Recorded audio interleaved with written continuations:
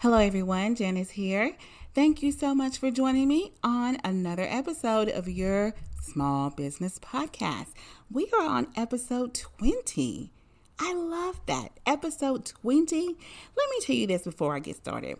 This is a very, I'm a new podcaster. This is a new show. And episode 20, yes, that is very early in the show, right? But we are doing so good. I have had the most awesomest, is that a word? Okay. I have had the most greatest guest, right?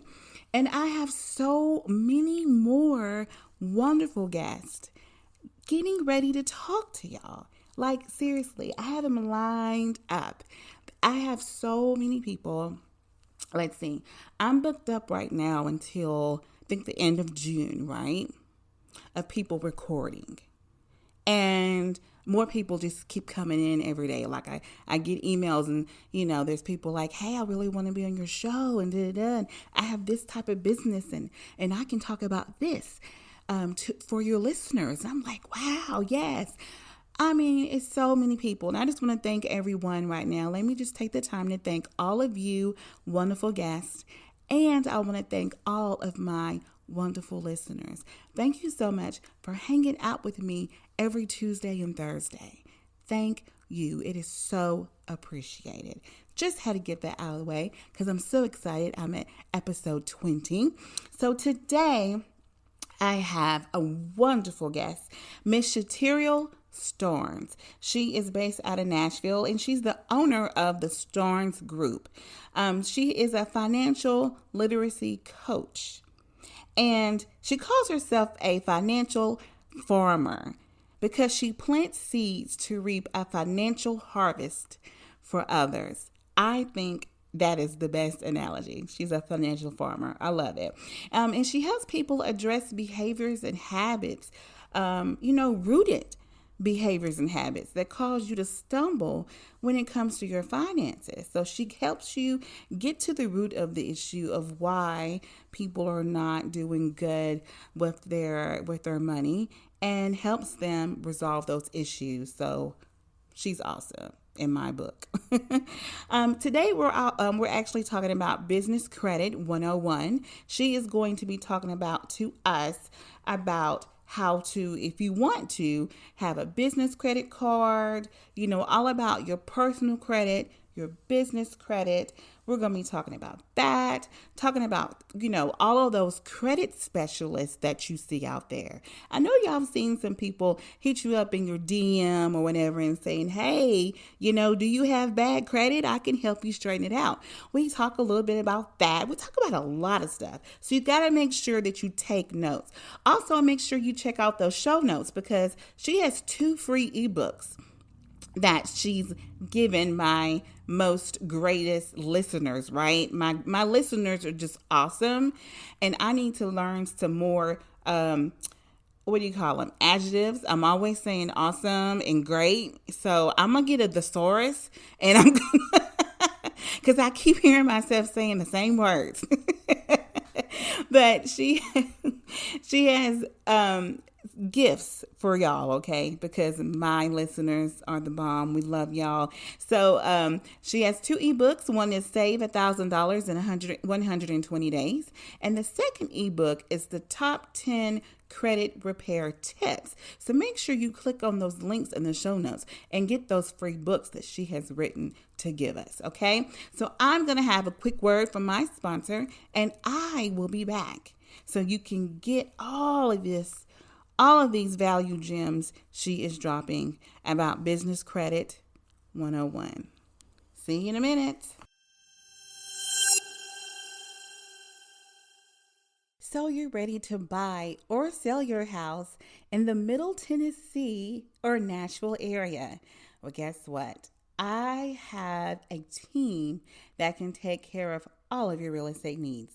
Tony and Keisha Tate. They are together Exit Master Realty's Tate team. Now you can reach out to them at 615-554-9795 or go straight to their website, which is www.exitmasterrealty.com. masterrealtytateteam.com. You can also go to my website at yoursmallbusinesspodcast.net/sponsors to get all the information you need to get in contact with them. From search to signing to selling and relocating, the Tate team can take care of all of your real estate needs.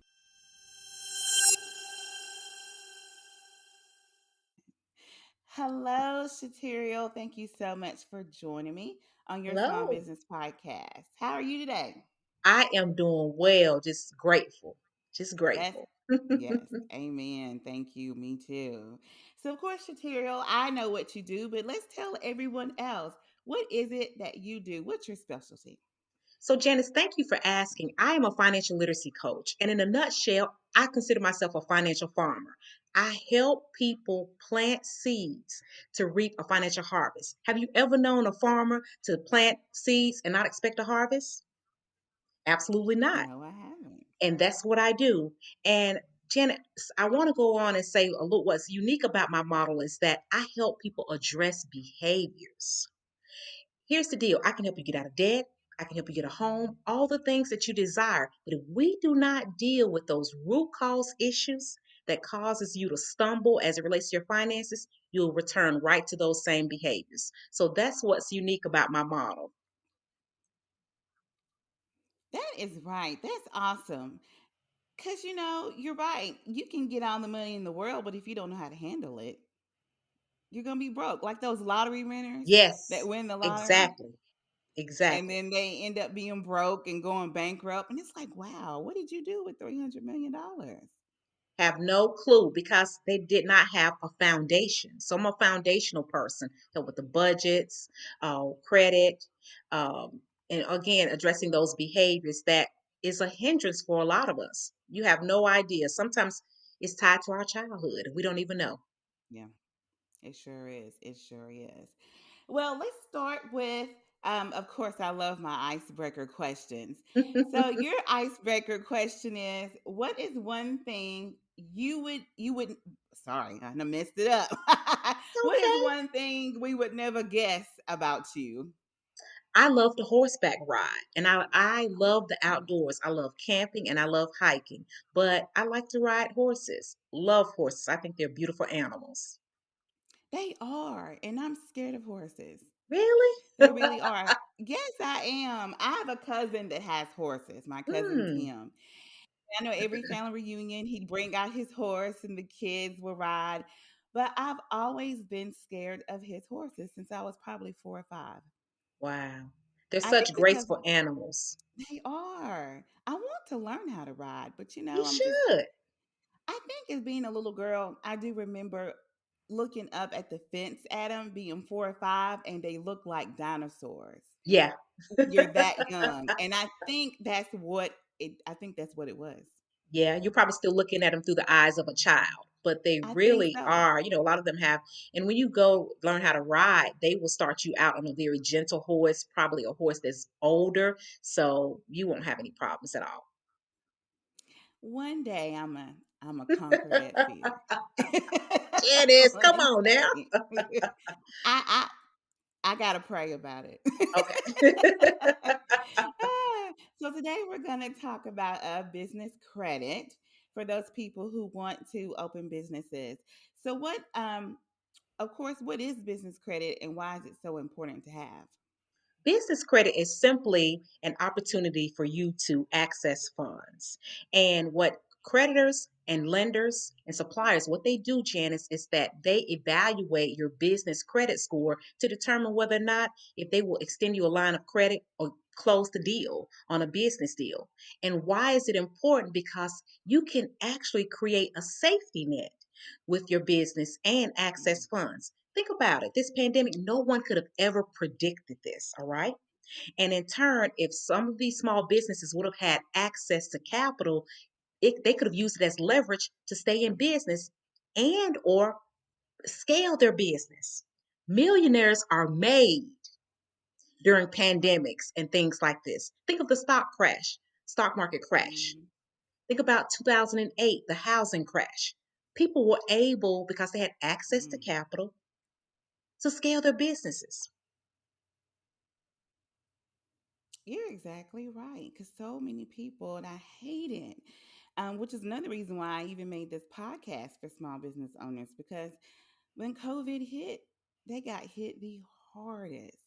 And a lot of Yes, them are not going back in business. And if they had that business credit, they could have saved their business. Oh, it's so disheartening absolutely. to think about. Wow. Um, does your personal credit affect your business credit? Yes and no. Let me say this. You'll see a lot of videos on YouTube and it'll say, oh, you can get access to credit and you can have poor personal credit. That is true. However, you are limited. And let me explain what I mean by that.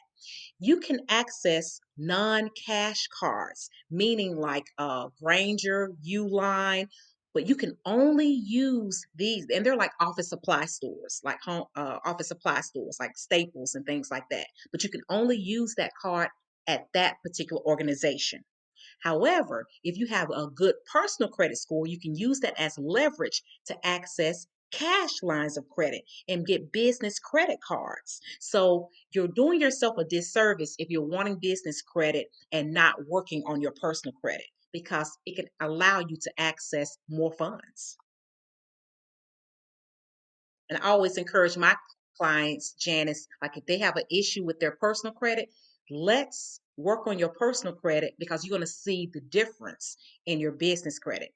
And think about it like this. If you're a lender and you see someone has poor personal credit and then they're trying to access capital or cash or business lines of credit in their business, it's a direct reflection. If a person, in their mind, if a person cannot Hmm. handle their personal finances, they're going to struggle in their business. So it goes hand in hand. Now, that's from a lender's Yes, perspective. that does make sense. That does make a lot of sense. It's kind of like, trying to get a house. Or, if you have bad credit, they're not going to give you a house. So if you have Exactly. bad credit, they're not going to give you a business account either. That does make a lot of sense. So with the business, so if you have a business credit card, it is smart to have one, right? I Yes, mean, because it's kind of not like does it work like the personal credit cards? it does Or how not. does that work? What's the And that's a really great question. Here's the deal. On the personal side, let me say this. On the personal side, if you have a credit card with a $500 limit, if you max out that credit card, meaning if you charge the full $500, and then if you do not pay that $500 before the next bill cycle, you will be penalized, so to speak. And what do I mean by that? mm, What I mean is that typically a lot of people pay the minimum balance. And there's something that's called utilization. All that is that how much you're using of your credit card. Okay. So on the personal side, when you max out that card, and if you do not pay it in full that next month, if you can't, your score is going to drop, even if you paid it on time. Now, let's look at the business side. mm, You may have a $500 or $1,000 limit and you can max it out, but you're not going to be penalized as long as you make the payments in terms of the time frame or the window that they give you. So it's a difference, hmm, very different. that is. It is very different. They just That's want to make sure that you're interesting. paying it on time. They think about it. They don't know you and they analyze your business credit again, like on the personal side, they analyze your business credit to determine your credit worthiness. Will you pay? That's all that they're concerned about. Okay. So as far as the business credit, how do you build business credit? Because I'm assuming that, like you said, if you have a card that's $1,000, what is a good way to build it so then next time you can get $10,000? Well, and I'm glad you asked. I have a step by step process that I walk clients through. Here's the deal. If your clients or if anyone go out and apply for business credit right now, more than likely they are not going to be, they're going to be denied. And let me tell you why. There's some precursors, some steps that you have to put in place beforehand. So one is you need to be registered as a business. Okay, you have to have either a set, however it's structured, whether it's a LLC, S corp, C corp, or a sole proprietor. You need a business bank account. You need a website. You need also to make sure that you do not have any outstanding balances with the state. If you have your certificates or any type of business licenses, all of those things need to be in place as well. You cannot have any outstanding balances because that can be a reason why you're denied. And then also Mm-hmm. you need to register with 411 Google. It's some specific things that you have to do. And I have a step-by-step process and I have a checklist that I could easily send to you for your Okay. clients, and they can just check off the list to make sure that they do all of these necessary steps before they apply to get business credit. Once they've went through these steps, then they can start applying to what are called tier one vendors. These are vendors that are will extend you a small line of business credit because they know that you're getting started out. But there's some steps that you have Mm-hmm. to do first. And the reason being, Janice, is that just like you will not extend a line of credit or lend money to someone that you don't know anything about, right? There's a verification Right. process that that vendor is going to go through. They're going to check to see if you're registered with 411. They're going to check to see if you have a website. They're going to check these things because they want to make sure that you are a legitimate business. What is 411? I've never heard of that. Oh, when you dial, you remember back in the day before we got all this technology and stuff in place, you dial 411 directory to get a telephone number. Yeah. Yes, it's the same concept, but everything has just moved online. So again, when they reach out to 411, they need to see that your business is registered under 411. So it's like an online site. Yeah. Oh, that's I've never heard of that. Mhm. I'm gonna have to after we do this, I'm gonna have to go back and listen and take notes I'll send because you you the are link just as well. And just sign up for my class next month. I have a free giveaway for your listeners. That is awesome. Yes, everything you're talking about, I will give links in the show notes. Your checklist, your everything they will have, so they can use because you are giving you're dropping a lot of value gems today. I am telling you, you're Thank you. schooling me for real. As far as you know, how you can check your personal credit score. Do you have a business credit score too? Yes, you can have a business credit score. So let me explain. On the personal side, you have the top bureaus are Experian, Equifax, and TransUnion. Okay. They use your social security number, it's tied to your social security number, and that's on the personal side. Now, on the business side, you have Experian Business, Equifax Business, and Dun and Bradstreet. Dun and Bradstreet, all of these organizations, these three organizations, they collect the data for your business. And in turn, you are able to access your business credit score through those organizations. There is, and I'll share this. This is in my notes and everything. There is NAV, this organization called NAV. NAV will allow you to collect all three of those credit reports through Experian, Equifax, and uh, Dun and Bradstreet for a low fee and help build your business credit for under $30 a month. So that's what I recommend to my clients because if you go through the business bureaus, they're going to bust your head. And you can get the same information from this organization, but you are able to access your business credit through those organizations. Now, I will say this there's a caveat. Business credit is Mm-hmm. not regulated as personal credit. What do I mean? With personal credit, if there's an error or something on your credit report, you can go through online or email or send a letter to the actual business to the actual you can send a letter, a dispute letter to those organizations, Experian, Equifax, and Mm-hmm. TransUnion.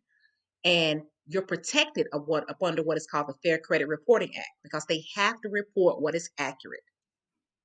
On the business side, Mm-hmm. there are no laws in place. So there could be things on your business credit report that are errors, and you may not have any idea and wondering why you're getting denied.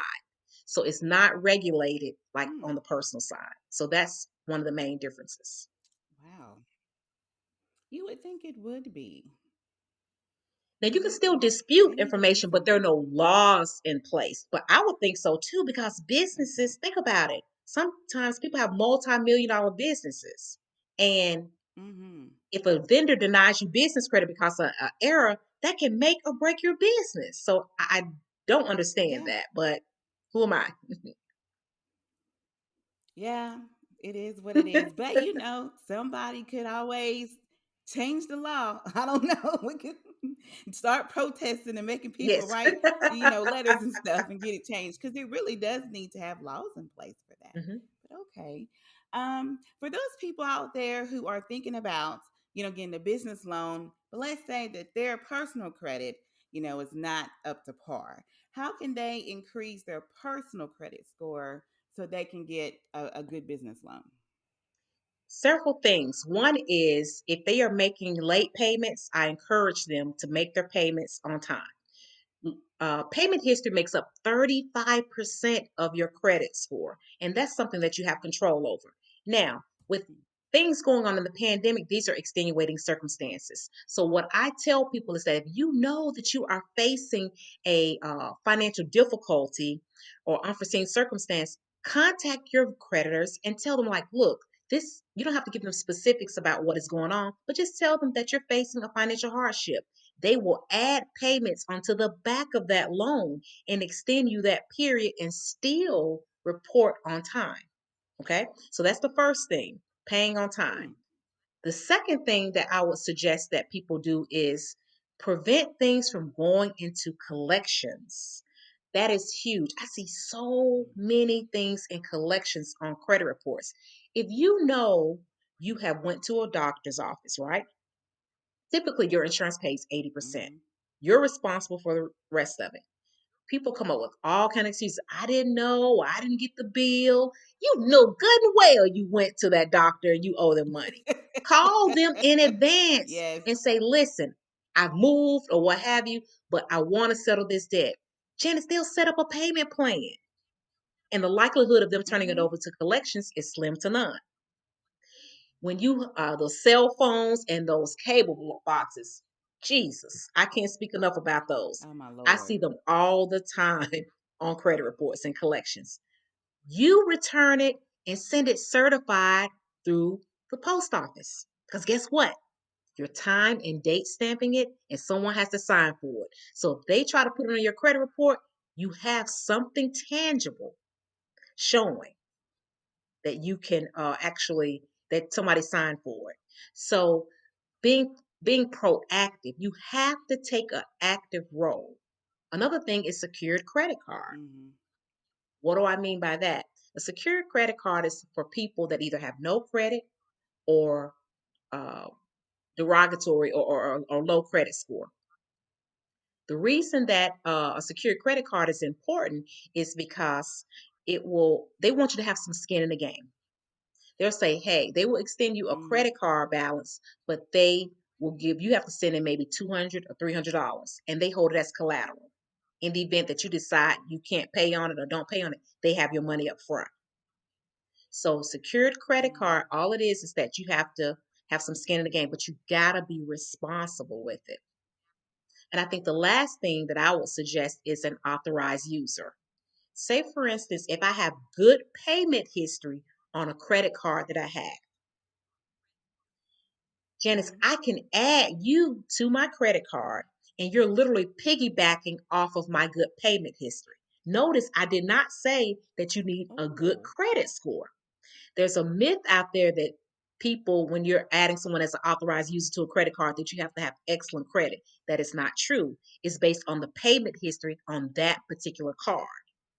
Now, of course, you may want someone that has excellent Hmm. credit because you know that they're responsible. So, what happens in that situation is Right. that, Janice, you're piggybacking off of my good payment history. Your score will increase. Now, your score will not impact mine because guess what? You're on my credit card. However, if my score drops, Mm-hmm. yours will because you're on my card. Oh, okay. I've even heard of that. Authorized. Huh.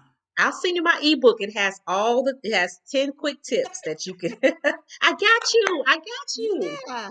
I'm over here like I've never I'm pretty sure I don't know if my listeners are gonna be like, you didn't know that, or if they're gonna be like, I didn't know that either. I've never heard of Some that. And that's will. with But a credit card, that's with a right? credit card. Hmm. That is that's you know what? I also learned about the secured credit card because I've never had a credit card. I don't want a credit card. Out of all the advice my mother gave me, that was the one thing I always followed was to never get a credit card. So I did get a secured card. Okay. Where I put my own money on, and I think the limit is at 300. I've had it for the last few years, but it actually helped boost my credit score, Yes. and I'm in my second brand new house Praise just God. by using that card, and of course paying my bills on time and all that good stuff. And Janice, can I address something that you said? You said your Mm-hmm. mom told you don't get a credit card and things like that. In our community, and nothing against your mother, so please don't take this out of context, but we get Uh-huh. a lot of bad information. Credit or money is not good or bad. It's the user, it's Mm-hmm. how we utilize it. And so I hear that all the time, especially within our community. Don't get a credit card, they're bad or whatever, but you need credit to get credit. And that's what happens. I run into so many That's people and they true. don't have like credit established, and they come in a situation where they need some things, but they've heard these negative things associated with credit cards, and they're absolutely not true. Hmm. You need I'm glad you credit said to. that because my daughter Hmm? just turned eight. She's about to turn 18, and I told her that. I said, "Do not get a credit card." Listen, Janet, add her on your credit card as an authorized user. Okay. You're paying it And that's a good responsibly. idea. Add her on your credit card. And guess what? One of the best things that you can do for her is give her the gift of excellent credit. My son is 11. When he turns 12, because depending on the credit card, you can add your children on your credit cards as authorized users. And when they graduate from high school, they already have 700 and 800 credit scores. Now that's a good graduation gift. Absolutely, absolutely. But teach them the skills to be responsible. If you give them an 800 credit score Hmm. and they don't know how to balance money or know anything about credit, you're doing them a disservice. But imagine how Yeah, we can put our kids ahead of the game. My daughter's 23 that is an and awesome tip. worked with her, my stepdaughter, and helped her with her credit, taught her about budgeting, saving, stuff like that. Now she has excellent credit and she just bought a house 6 months ago at 23. Wow, it's amazing. Because some of us don't get there till we're in our 30s and 40s, buying houses and stuff. Oh my God, that is a very good tip. I will definitely utilize that for my kids. That's awesome. So I can also put her on a secured credit card. Will it work with Maybe not the secured card? secured credit card. You Okay. can. I would suggest that you call whoever has the that particular lender and ask Mm-hmm. them. And you may have to. They may or may not allow you to put her on that one as a secured because it's a secured credit card. Secured credit card has parameters, but if you've had a good payment history, Mm-hmm. you can easily go and just get a regular credit card without those stipulations, and then contact them and ask them, is there an age requirement for you're putting someone on the card as an authorized user? Some credit cards have age requirements, others do Mm-hmm. not. How many people can you put on a card for as It authorized user? depends. It depends on that particular company. So that will be a Mm. question for that organization. Mhm. Now that is some. Woo, you are schooling me. Value gems, y'all. I hope y'all Thank bought you. y'all's pens and papers for this episode, because my goodness. Um, Now you had mentioned earlier about if something was on your credit that's not yours, so you can, I guess, write in Experian or TransUnion and try to get that off. How do you? What is that process, and how long does that take? A great question again. So if something's on your credit report, I always tell people to pull your credit periodically. You need to know what's going on there because there are errors, according to the Fair Trade Commission. There's 1 in 5 errors on credit reports, and most people don't even know because they didn't even Yeah. access their credit report. So you have, and that's annualcreditreport.com. You can get your access to your free credit report.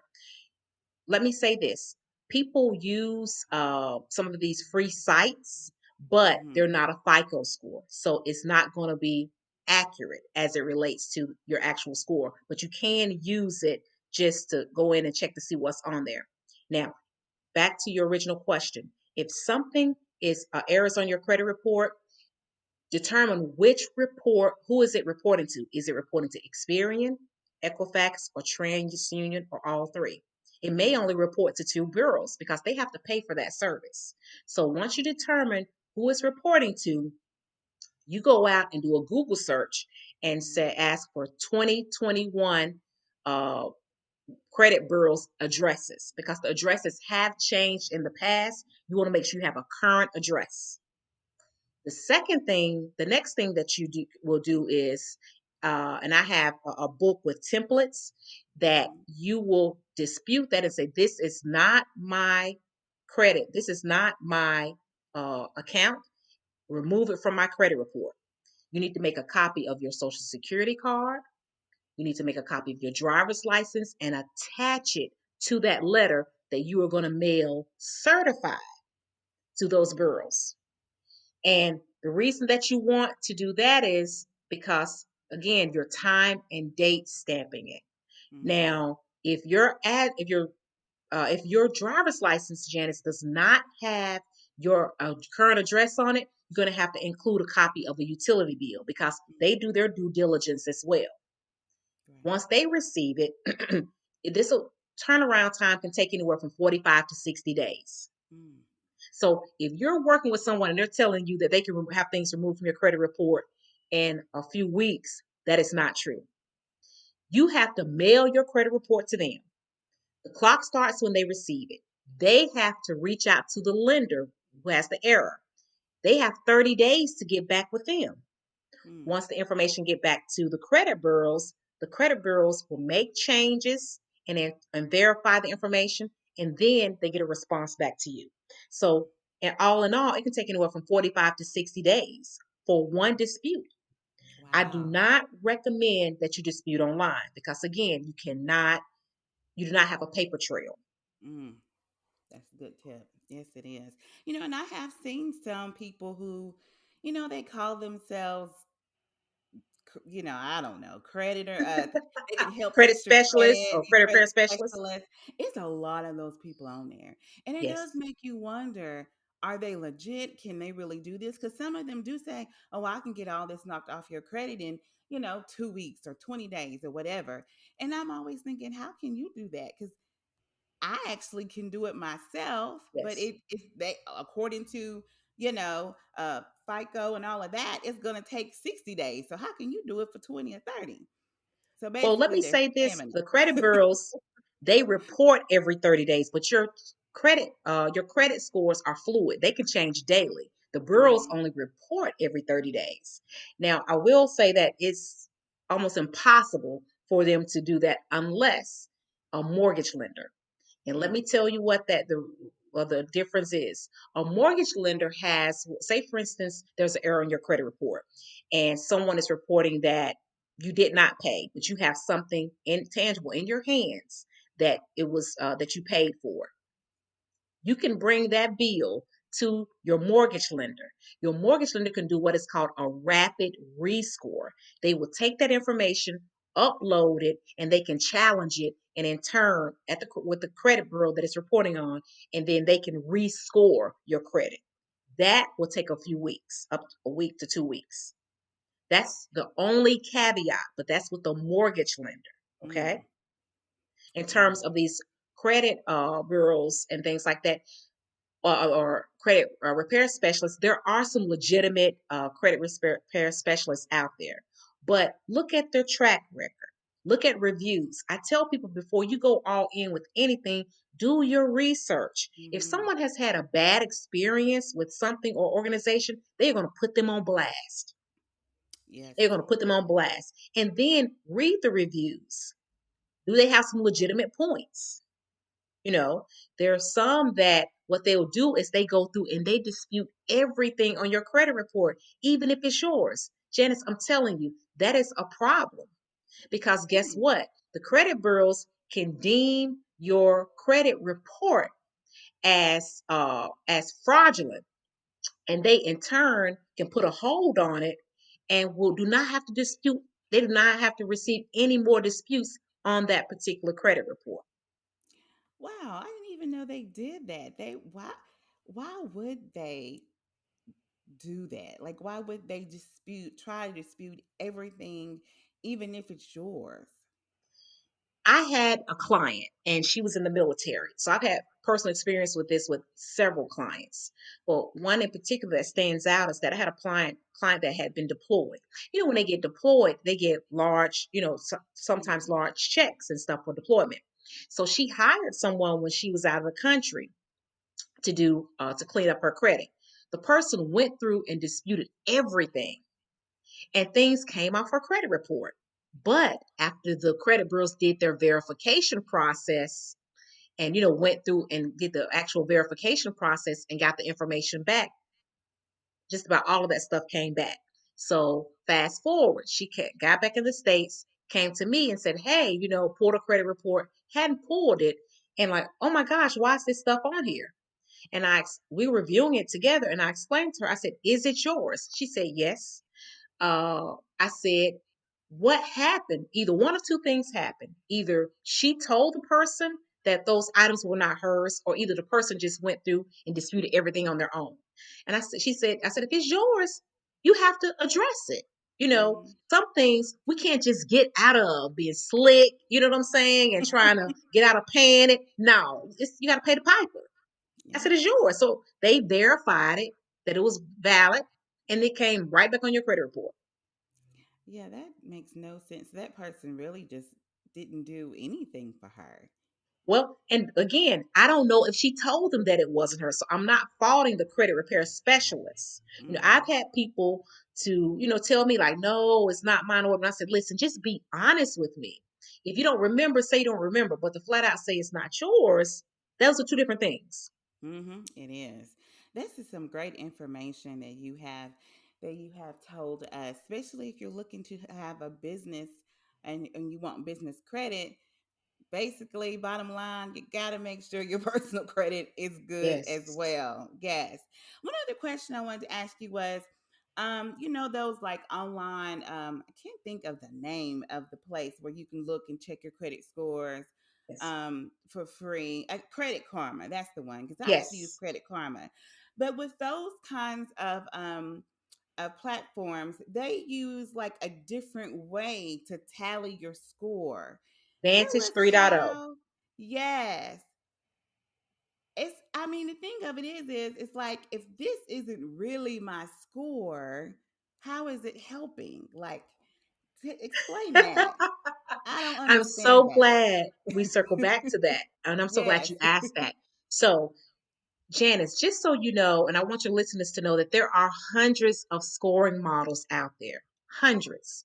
You only really hear of FICO and Vantage 3.0, but there's a scores for insurance, jewelry, cars, you name it. It's different scoring models for all these different industries. Hmm. However, Credit Karma and places like that, Credit Karma, Credit Sesame, they use a different scoring model called Vantage 3.0. That's not a FICO score. 90% of the industry uses a FICO score. FICO is the Bible. Now, they're just all there is, Vantage 3.0 is a competitor for FICO because they're like, hey, FICO's getting all the money. So why don't we start our business? However, it's very misleading to people. It's not the fact that it's not correct. It's just that it's not used by 90% of the industry. So people will go on Credit Karma and Credit Sesame and pull their credit scores all the time.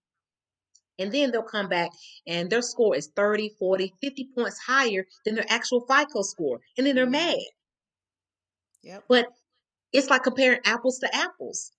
Vantage 3.0 has a totally different scoring model than FICO. So you can't compare the two. That's why you're seeing the huge swings in what your scores are. So if it's not a FICO score, don't touch it. So what I suggest to people is that use Experian, Equifax, and TransUnion, the actual organizations, not any of these fly-by-night places, anything like Mm-hmm. that, because it's not a legitimate score. It's not a score that's used by the industry. It does not align with industry standards, which is FICO. That's exactly, yes. Because I remember when I used to use Credit Karma, and then when I was trying to get my first house, and then when I went to the bank, the mortgage lender, and they ran my credit, it was like a 30 to 40 point Yes, difference. And yes, I was thinking to myself, well, what is the point of me even using Credit Karma? Because I'm trying to get a house. right. And they're on a whole different way that they're, now, like, I was like, what is the point of me even using this? It's not helping me. It gives you an opportunity to just, especially once you clean up your credit. Hmm. Typically, you'll see the same things on Credit Karma than you would see on Experian, Equifax, and TransUnion. Once you start cleaning things up, I've seen situations where another reason for that big swing or point difference is that there's things that is reporting on your FICO score that's not on Credit Karma. So that could be another situation as well. But Hmm. I tell people that you can use it as a guide, but do not put all your eggs in one basket as it relates to it because it could be very misleading. And Yes, you can it check it daily definitely. too. So that's you can check it daily, and that's what people like about it as well. Yeah, yeah, because with Experian and all of those TransUnion, they give you one free report a year. Is that correct? Well, no, annualcreditreport.com, you can actually get a credit report from each bureau once a year. With Experian, Equifax, and TransUnion. Experian has a product where they will give you a free score, but then after thereafter, you have to pay for that service. So Mm. it's some little things there, but to me, it's worth the investment, especially if you are trying to, increase your score and you're trying to secure a home or some other things. It's worth the investment. A lot of times it's like about $20 a month. Oh, that's not bad at all. And if you pay the 20 a month, You can can access you all do it three credit all scores. three? All three. But you can you do it more than once a year? You can access it. If you're paying that fee, you can go in every day. Your score is not going to change every day. They report it every 30 days, but they do Mm. have a tab, a pull down tab, and it will tell you if something has appeared on your credit report. So you are able to see it, but it will not necessarily score it until 30 days out because that's just how their reporting is. Because if you think about it, your vendors or the lenders that you're going through, they report their cycles, the billing cycles are on 30 days. So that's Mm. why the credit bureaus are reporting after your billing cycles. Oh wow. Yes, this is you have been so awesome. Oh, so many value gems. Janice, Tell can us I say how. one other thing? Uh-huh. I'm sorry, go ahead, but I'm Oh sorry. no, go ahead. Go ahead. Yes. So I want to address going back to business credit. If you Mm-hmm. notice, up under the CARES Act, a lot of small business owners have been able to access funds through what is called the Payment Protection Program, as well as the EIDL, Economic Injury Disaster Loan. I want to say this, and I want your listeners to hear me and hear me well. Please get your business house in order. We are not qualifying for these funds, and some of them are forgivable because we don't have a legitimate business. Mm. It has nothing to do with race or anything like that. You got to have your things in order. Get your business license. Open up a business checking account. Have your website. Have all these things that legitimize you, have set you up as legitimate business. And that's a reason too where we cannot pass our businesses down to other generations because we haven't set our house in order. Mm. And we're missing out on these opportunities. Never again, probably in our lifetime, will the government be passing out free money. Now, let me back up. Yes. Come on, go. With You the right. Payment Protection Program, I have received 2 rounds of funding, and I've completed the paperwork and had my first round of funding forgiven. Wow. I've received the economic injury disaster loan, not because there's anything special about me. It's because I had my business house in order. So I was able to apply for the information. It's not a difficult process, but I cannot stress enough, don't miss out on these opportunities. The Entrepreneur Center here in Nashville Business Incubation Center are giving out free services. I just had a guy do forecasting for me that I was able to qualify because I had a legitimate business. I've received a free video of my business. I have received 10 hours of accounting services because I had a legitimate business and they were free. Wow. That's a lot of opportunity out there. Yes, yes, and yes, Got to yes. just set it, just go through the proper channels. Like you said, it doesn't take long to just fill out your paperwork and you have because I mean, that is really the point of having a business is having a legit business. I mean, that's Yes. only how you're going to get customers and clients anyway. You need a And a legit business license business. is like $30. A lot of times, what we're doing, and I'm not just saying with everyone, we're trying to beat the government. Okay, we don't want to pay Mm, taxes, but if you have your accountant writing off everything in your business, you're doing yourself a disservice because when you start to apply for business credit, guess what? You don't have the income to support to be able to get the business lines of credit, and right. it's you're doing yourself a disservice. You really are. Wow. Oh my goodness. Dropping those value gems today. Oh, thank you so much. This has been a great episode, and I definitely got to have you back because you got to school us some more on this money. I am ready. Whenever you need me, I'll be back. And I am Because that, super excited. And thank you for this yes, opportunity. To just to be able to share some knowledge and any resources that I have, I'll definitely pass them along. yes, thank you. Thank you so much. I definitely will have all of that in the show notes. As far as your websites, everything, every link that you can give me, please give it to me, and Okay, I will pass it along to my listeners. Thank you so much. you're welcome. You're welcome. All right. Well, we will definitely talk again. Sounds like a plan. Thank you so much Okay. again. You have a good day. You too. Hey, friends, I hope you enjoy that episode with Shaterial Starnes. She is absolutely awesome at what she does, and she is so very well educated on this financial stuff. Like, she really schooled me. Like, I did not know half of the things she talked about. I was just like, whoa, I didn't know that. I didn't know that. I didn't know that. She really, really schooled me.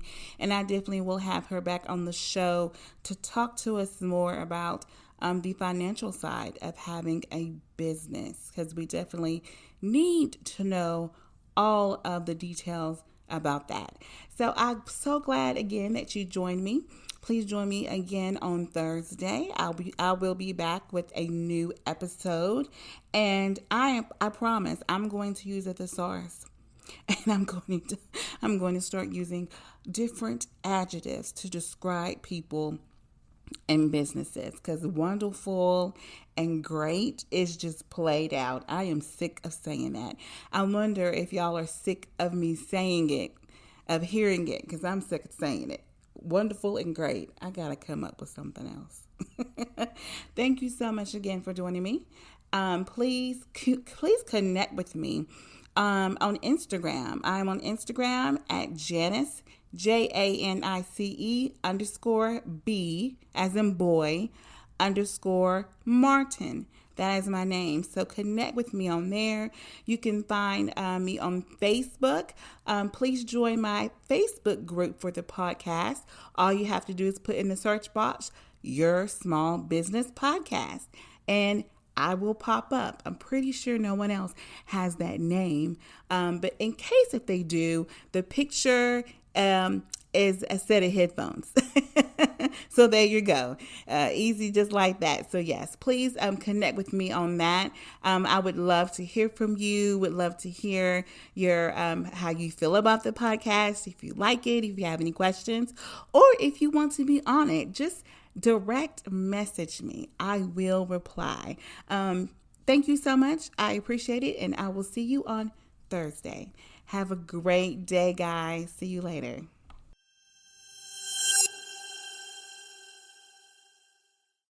So you're ready to start your business, but now you've got to do all the paperwork. But guess what? No worries. I have someone for you. Better Legal is the fastest, most affordable way for business owners to set up their business. And guess what?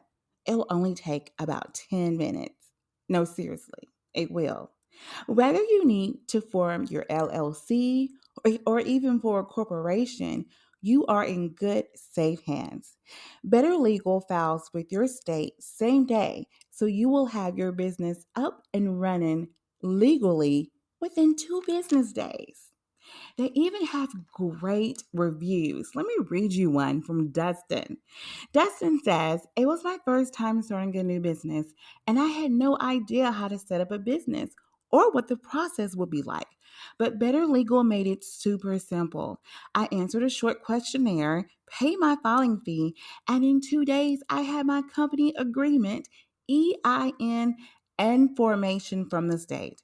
I highly recommend using Better Legal. If you are starting a new business, I know I'll be using them again." All right, Dustin. So for more information, please go to my website, yoursmallbusinesspodcast.net/tools to get all the information you need on Better Legal. See you later.